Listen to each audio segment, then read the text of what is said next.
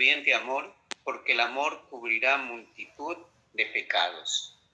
Hospedaos los unos a los otros sin murmuraciones. Cada uno según el don que ha recibido, ministrelo a los otros como buenos administradores de la multiforme gracia de Dios. Si alguno habla, hable conforme a las palabras de Dios. Si alguno ministra, ministre conforme al poder que Dios da, para que en todo sea Dios glorificado por Jesucristo, a quien pertenecen la gloria y el imperio por los siglos de los siglos. Amén. Amén. Las recomendaciones de Pedro concerniente a los últimos tiempos es aquí bastante claro. Amén. Él dice: el fin de las cosas se acerca. Pensemos en el tiempo en que Pedro escribe esta carta. Para el tiempo en que estamos, debemos de darnos cuenta que el tiempo ya está, ya está el tiempo, digamos, que Dios prometió, ¿no?, que Él volvería nuevamente. Muchos no sabemos qué hacer en realidad. En una ocasión también compartí ¿qué hace el cristiano mientras espera la venida del Señor? ¿No? Algunos lo han tomado como una tardanza de parte de Dios, pero si Él tarda, ¿qué hacemos nosotros? Y decía en esa ocasión que Él tarda no porque no, sino con un buen propósito. Dice la palabra para que los que no han creído procedan al arrepentimiento, puedan tener la oportunidad de conocerle a Él. Amén.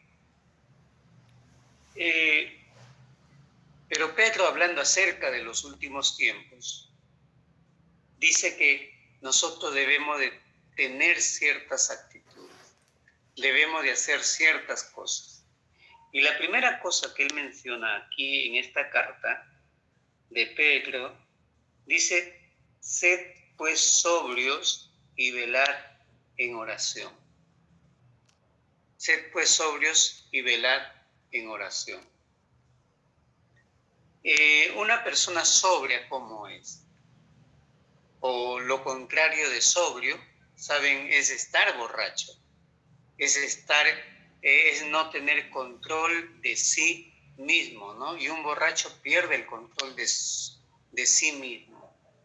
Actúa de repente motivado por el licor, por la bebida, ¿no? Está ebrio, está borracho, está fuera de sí, decimos muchas veces.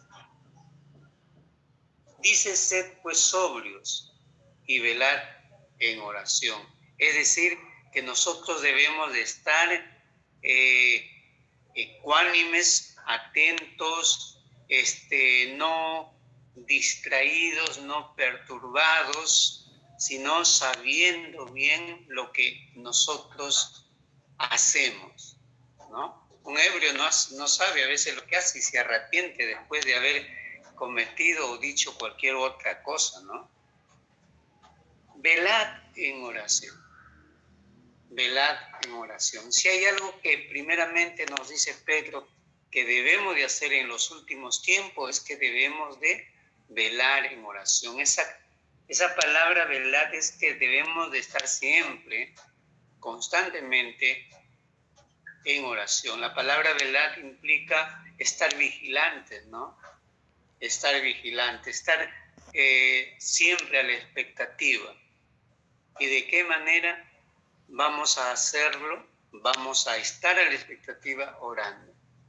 Amén. Orando por las múltiples necesidades que hay en nuestro alrededor. Amén. Consideraron hace un momento el aspecto evangelístico, el aspecto de alcanzar a otros con el mensaje.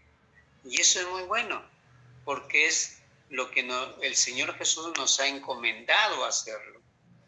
De modo que la oración debe ser muy importante en la vida del creyente, hoy, en todo tiempo y sobre todo más en los últimos tiempos. Uno ora más cuando tiene más problemas, ¿no es cierto? Uno ora más cuando hay más dificultades. De modo que la situación, dice la palabra, que irá de mal en peor en los últimos tiempos. Y entonces va a ser necesario que nosotros estemos más constantemente orando porque la gracia del Señor cubra nuestras vidas, nos ayude, nos sostenga, nos fortalezca conforme a lo que Él ha prometido en su palabra. El otro aspecto que Pedro dice que debemos de hacer, dice, y ante todo, tened entre vosotros ferviente amor. Ante todo. Es decir, sobre todo. Es bueno orar, es bueno compartir la palabra, es bueno leer la palabra, pero ante todo, dice Pedro, debemos de tener un ferviente amor. Esa palabra ferviente me da la idea cuando ponemos el agua a la cocina y llega a un punto de ebullición, ¿no? De cuando hierve, ¿cómo está? ¿Cómo se pone el agua? El agua se pone a borbotear, ¿no? A salir burbujas, a moverse. Ese ferviente amor tiene ese sentido, es decir, un amor que está activo.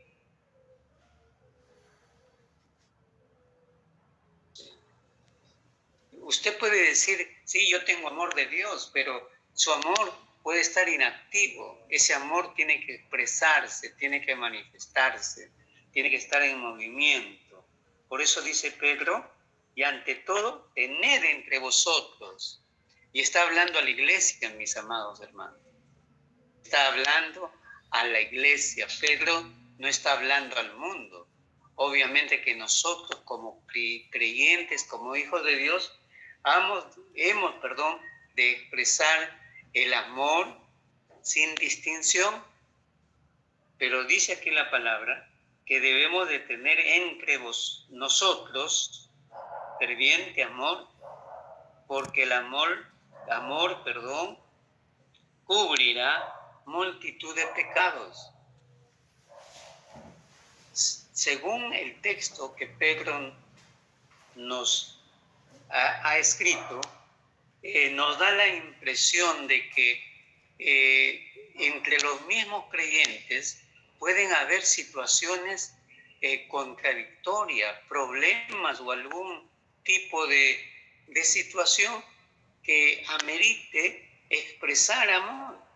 Por eso dice, tengan entre vosotros ferviente amor, porque el amor cubrirá multitud de pecados. Es decir, solamente con el amor de Dios en nuestras vidas vamos a poder sobrellevar las cargas, sobrellevar de repente algunas cosas que puedan acontecer entre nosotros. Porque el propósito del enemigo es desestabilizar, es romper, cortar la comunión que hay en el pueblo. Hay una frase que dice así, ¿no? El pueblo unido jamás será vencido. Y eso es una verdad aplicable también al contexto de la iglesia. Cuando nosotros estamos unidos, no vamos a poder ser vencidos por el enemigo. Pero el enemigo va y propicia situaciones a veces de problemas entre los hermanos. Así. Y se dan algunas cosas como que enojo, resentimiento, y por causa de ello, les digo así porque a veces eso ha motivado de que algunos ya no ingresen a las reuniones o ya no vayan a la iglesia. ¿Ah? Se han dado esas situaciones y se van a dar. Por eso Pedro dice, en los últimos tiempos, oren bastante, también tengan entre vosotros ferviente amor, porque el amor va a cubrir la multitud de pecados que pueden haber. En el versículo 9 también nos señala una tercera cosa que debemos manifestar, que debemos de mostrar en los últimos tiempos. Es la hospitalidad. Hospedaos, dice, los unos a los otros sin murmuraciones. La hospitalidad, el acoger, la hospitalidad tiene que ver con eso, ¿verdad? El hospedar a las personas. En ese contexto, cuando escribe Pedro, había mucha gente que iba de un lugar a otro, y habían creyentes, hermanos en la fe, que a veces también por la misma persecución que había en ese entonces, venían de un lugar y en el lugar donde estaban no tenían donde pasar la noche.